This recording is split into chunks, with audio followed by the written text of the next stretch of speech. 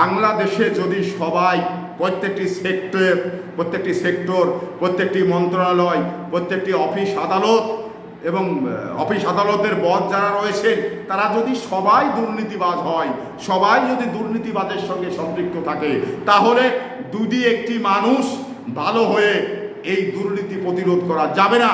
তাহলে এটা শুধু মানে ক্ষত তৈরি হবে।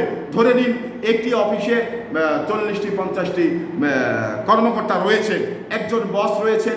এই বস যদি দুর্নীতির সঙ্গে সম্পৃক্ত থাকে, তাহলে নিজের কর্মচারী হলেও সে প্রতিবাদ করে কি বসের সঙ্গে পারবে না। কাজেই বসের সঙ্গে যখন প্রতিবাদ করে পারবে না, তাহলে দুর্নীতিও বন্ধ করতে পারবে না, দুর্নীতি চলমান থাকবে। কারণ এই হাসিনা খুঁজে খুঁজে সারা বাংলাদেশে যে বসগুলো মানে অফিসের সর্বোচ্চ পদে তার নিজস্ব লোক দুর্নীতি করবার জন্য বসিয়ে রেখেছে, এবং এই দুর্নীতির হাসিনাকেও ভাগ দেওয়া লাগে।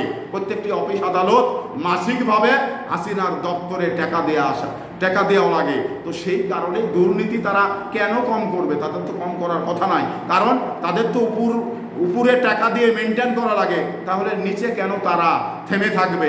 নিচে যতটুকু পারে একবারে দুর্নীতি করে দেশটাকে একেবারে রসাতলে নিয়ে চলে যাচ্ছে।